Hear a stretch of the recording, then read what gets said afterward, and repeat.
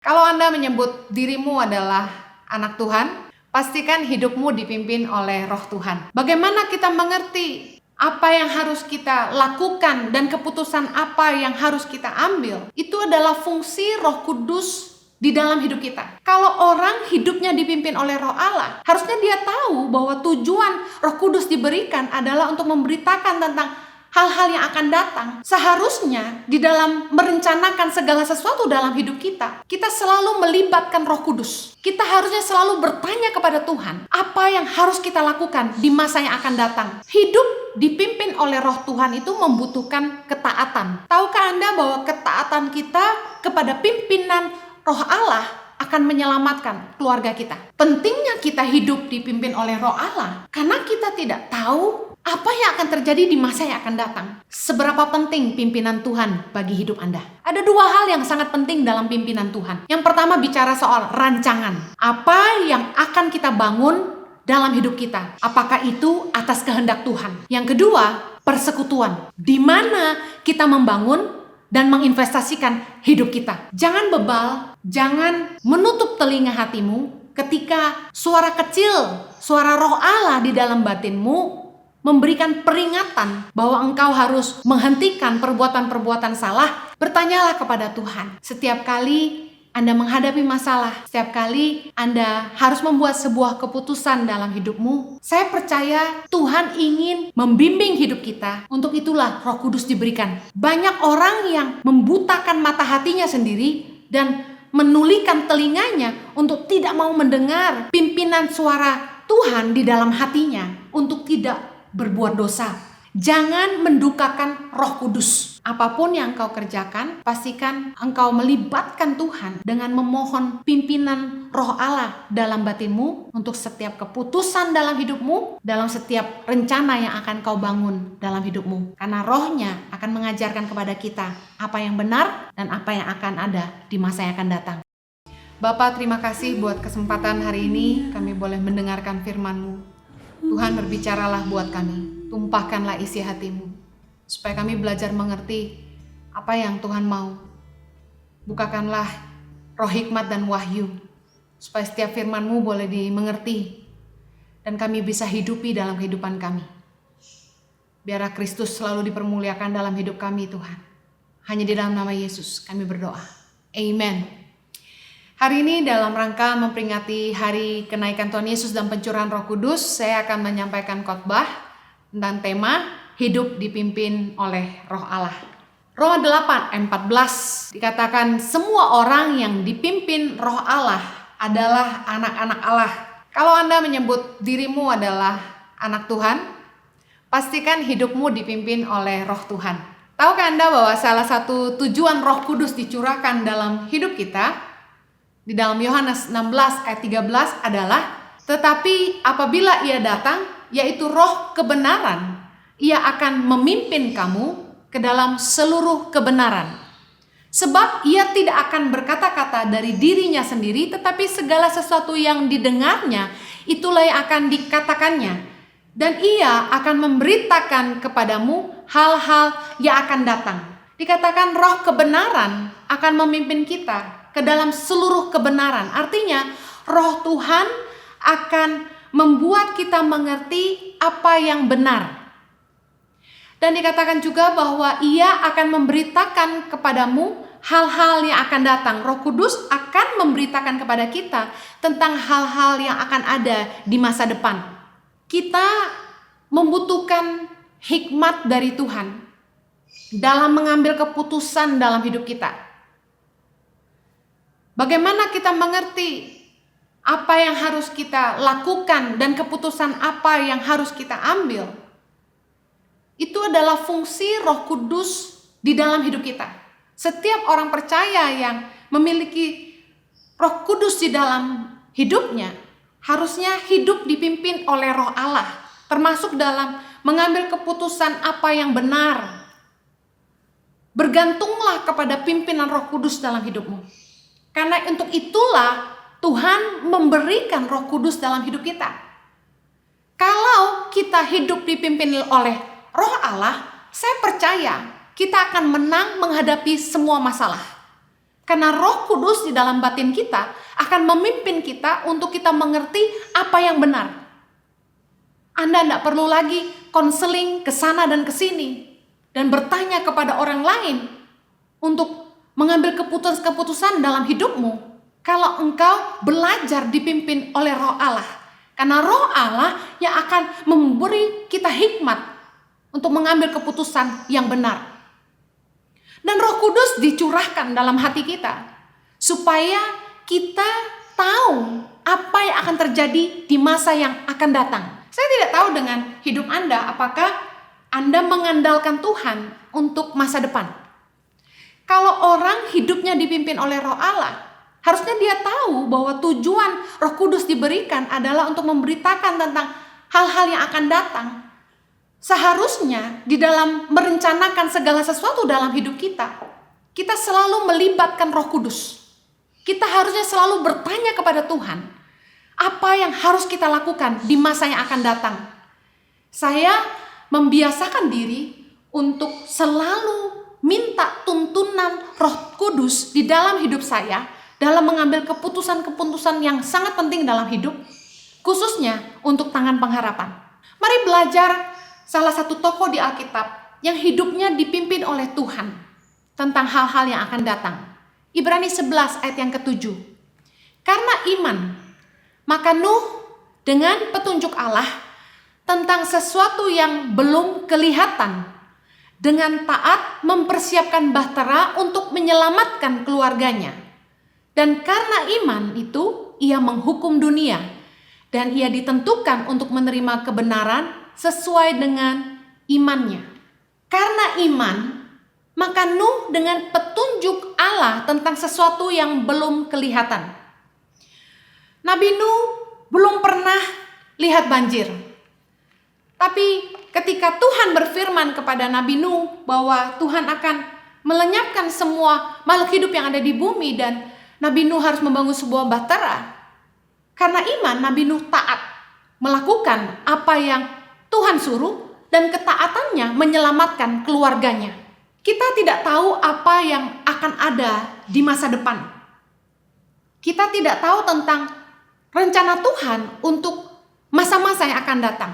Oleh karena itu, Tuhan memberikan Roh Kudus di dalam hidup kita supaya Roh Tuhan membimbing kita untuk mempersiapkan apa yang akan terjadi di masa depan. Nuh taat meskipun dia disuruh Tuhan untuk membangun sesuatu yang tidak pasti, sesuatu yang belum kelihatan. Hidup dipimpin oleh Roh Tuhan itu membutuhkan ketaatan. Dikatakan dalam Kejadian 6 ayat ke-22, lalu Nuh melakukan semuanya itu tepat seperti yang diperintahkan Allah kepadanya, demikianlah dilakukannya. Tahukah Anda bahwa ketaatan kita kepada pimpinan Roh Allah akan menyelamatkan keluarga kita?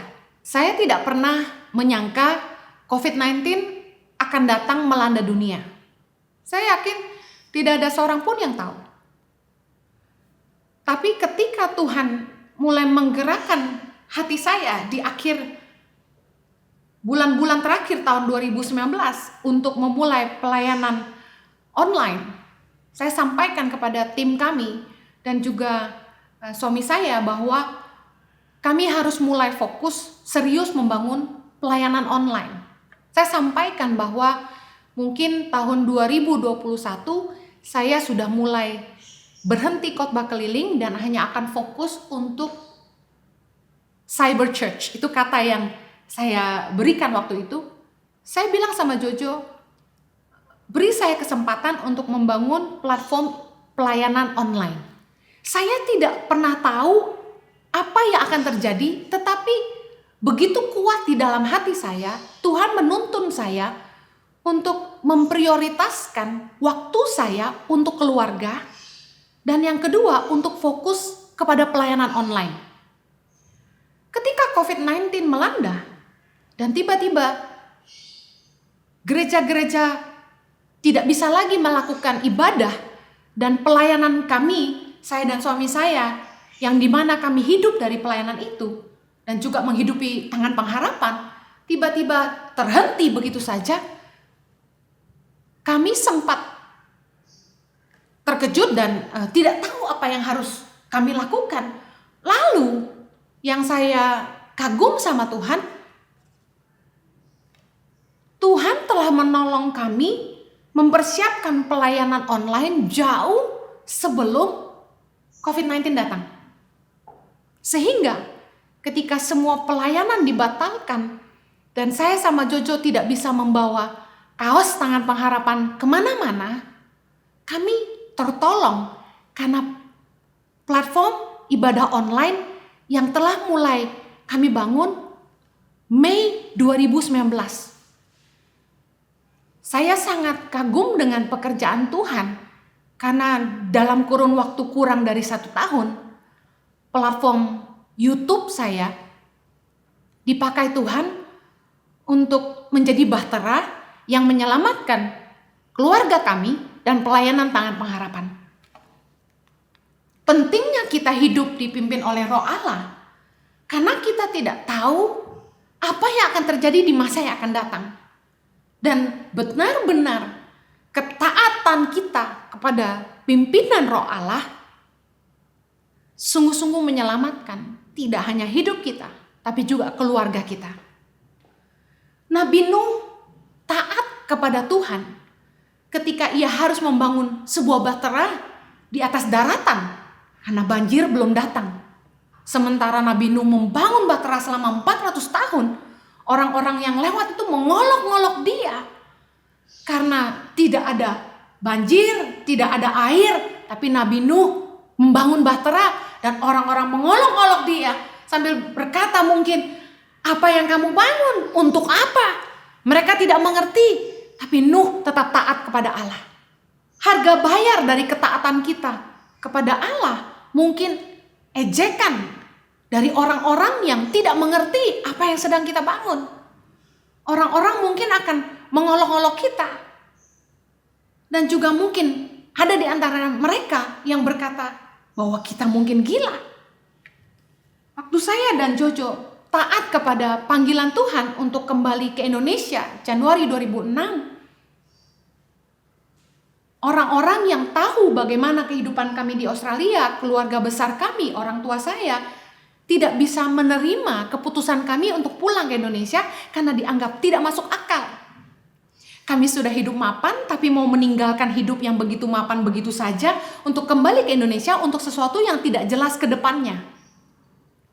Saya hanya mendengar Tuhan berkata, Henny, selamatkan generasi. Roh Allah dalam batin saya berbicara begitu nyata. Henny, selamatkan generasi. Dan saya hanya minta supaya Tuhan menjamah hati suami saya supaya Jojo mau pulang ke Indonesia. Dan Anda tahu dari beberapa khotbah saya bahwa Tuhan menggerakkan Jojo untuk mengambil keputusan kami pulang ke Indonesia. Hari ini 14 tahun sudah lewat. Keadaan mungkin kelihatan jauh lebih jelas hari ini dan banyak orang akan berkata, ya jelaslah kamu akan pulang untuk ini dan itu. Hey, bayangkan 14 tahun lalu belum ada tangan pengharapan. Saya dan Jojo tidak punya pekerjaan. Kami tidak tahu kami harus memulai pelayanan ini dari mana. Semuanya dimulai hanya dari satu kata, taat saja. Teman-teman pelayanan yang melihat saya mulai pergi ke pedalaman-pedalaman, menolong anak di Papua, menolong anak di NTT, kasih mereka makan. Suara-suara yang masuk adalah begini, ngapain kamu kasih mereka makan? Itu gak akan menolong mereka keluar dari kemiskinan. Ngapain kamu nolong anak-anak di Papua? Ngapain kamu nolong anak-anak di NTT? Di Jakarta aja banyak orang miskin. Ejekan demi ejekan. Bahkan ada nada-nada sumbang. Orang-orang yang menuduh kami pulang ke Indonesia bikin yayasan untuk cari uang. Wah, banyak sekali hinaan. Harga bayar dari ketaatan kita kepada Tuhan itu luar biasa. Penolakan, hinaan. Tapi Galatia 1 ayat 10 menjadi ayat andalan saya. Jadi bagaimana sekarang? Adakah ku cari kesukaan manusia atau kesukaan Allah? Adakah ku coba berkenan kepada manusia? Sekiranya aku masih mau mencoba berkenan kepada manusia, maka aku bukanlah hamba Kristus. Saya cuma taat sama Tuhan, saya percaya bahwa Tuhan yang memanggil kami, Dia setia. Dengar baik. Waktu Tuhan memimpin hidup kita, ketika Roh Tuhan mulai mengajar kita, orang-orang yang ada di sekitar kita belum tentu mengerti apa yang Tuhan mau kita kerjakan dengan hidup kita. Sama halnya ketika waktu Roh Kudus dicurahkan pada hari Pentakosta, murid-murid Yesus kepenuhan Roh Kudus, orang-orang menyangka mereka mabuk. Dalam Kisah Rasul 2 ayat 13. Orang-orang yang ada di dekat kita belum tentu mengerti apa yang sedang kita bangun. Tapi percayalah, kalau kita taat melakukan kehendak Tuhan, mereka akan melihat hasilnya. Mari kita belajar hidup dipimpin oleh Roh Allah. Pertanyaan saya yang pertama, seberapa penting pimpinan Tuhan bagi hidup Anda?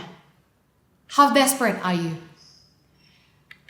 Di dalam Keluaran 33 ayat 15 dikatakan, berkatalah Musa kepadanya, jika engkau sendiri tidak membimbing kami, janganlah suruh kami berangkat dari sini. Bagi Musa, penyertaan Tuhan sangatlah penting. Sama halnya dengan saya, bagi saya, pimpinan Tuhan dalam hidup saya sangat penting. Saya tahu sebagai manusia, saya bisa membuat keputusan yang salah. Oleh karena itu, pimpinan Tuhan dalam hidup saya sangat penting. Desperate. Setiap akhir tahun, saya selalu mengambil waktu untuk berdoa sungguh-sungguh. Kemana saya harus membawa Yayasan Tangan Pengharapan? Kemana kami harus melangkah? Dan apa yang harus kami bangun?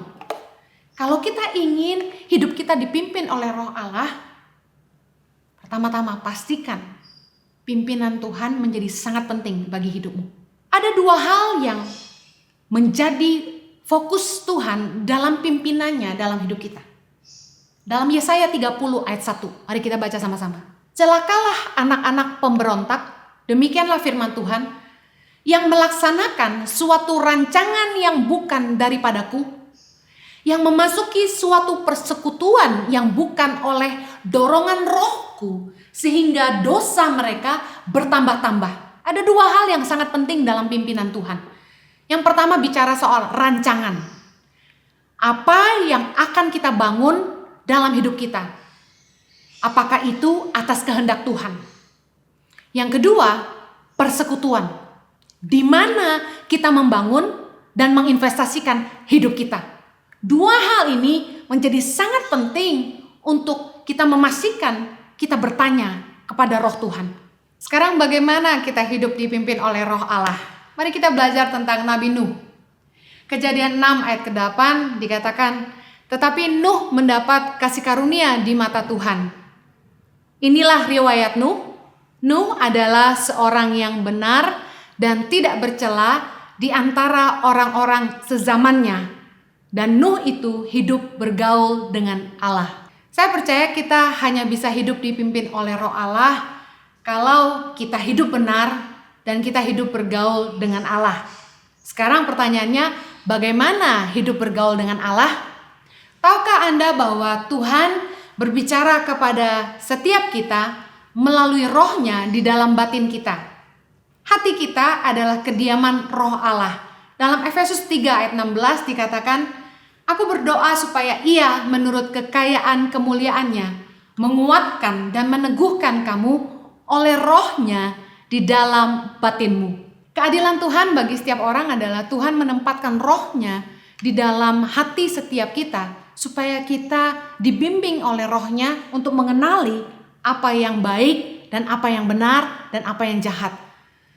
Jangan bebal, jangan menutup telinga hatimu ketika suara kecil, suara Roh Allah di dalam batinmu memberikan peringatan bahwa engkau harus menghentikan perbuatan-perbuatan salah yang engkau lakukan. Inisiatif untuk bergaul dengan manusia adalah tangan dari Tuhan. Tuhan ingin kita hidup bergaul dengan Tuhan.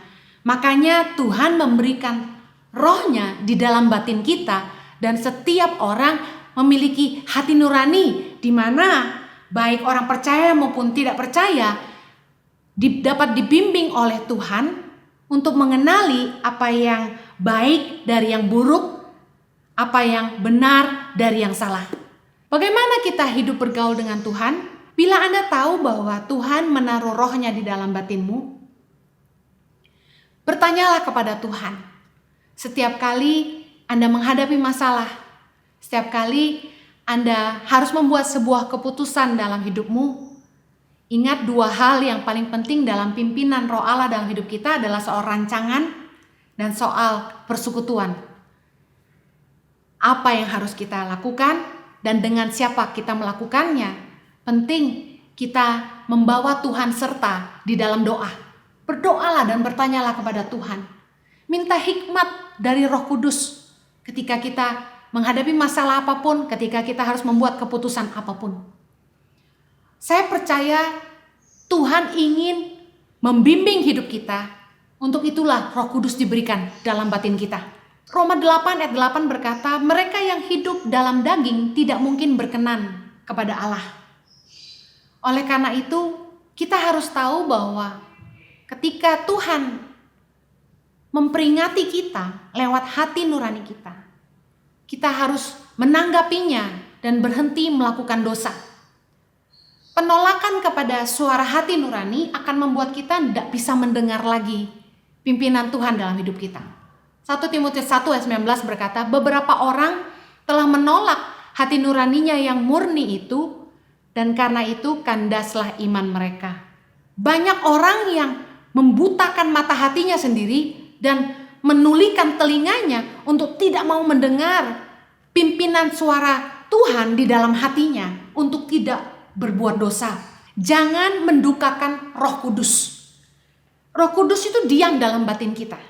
Efesus 4 ayat 30 berkata, dan janganlah kamu mendukakan Roh Kudus Allah yang telah memeteraikan kamu menjelang hari penyelamatan. Ayat 31, segala kepahitan, kegeraman, kemarahan, pertikaian, dan fitnah hendaklah dibuang dari antara kamu. Demikian pula segala kejahatan. Kalau kita ingin terus hidup dipimpin oleh Roh Allah, pastikan kita tidak mendukakan Roh Kudus di dalam hati kita. Saya yakin kalau Anda menganggap bahwa pimpinan Tuhan sangat penting dalam hidupmu, Anda akan mulai mengalami sebuah kehidupan bergaul dengan Tuhan. Apapun yang engkau kerjakan, pastikan engkau melibatkan Tuhan dengan memohon pimpinan Roh Allah dalam batinmu untuk setiap keputusan dalam hidupmu, dalam setiap rencana yang akan kau bangun dalam hidupmu. Karena rohnya akan mengajarkan kepada kita apa yang benar dan apa yang akan ada di masa yang akan datang. Tuhan Yesus memberkati, mari kita berdoa. Tuhan, terima kasih, kami bersyukur untuk firman-Mu, biar kiranya setiap kami boleh menangkap isi hati Tuhan buat kami masing-masing, supaya kami boleh mengenali suara Roh Allah di dalam batin kami, dan kami boleh belajar hidup bergaul dengan Allah setiap hari. Tolong kami Tuhan, supaya kami peka mendengar tuntunan suara Roh-Mu, supaya kami boleh hidup berkemenangan di masa yang akan datang. Biar firman ini jadi rema buat setiap kami. Hanya di dalam nama Yesus kami berdoa. Amen.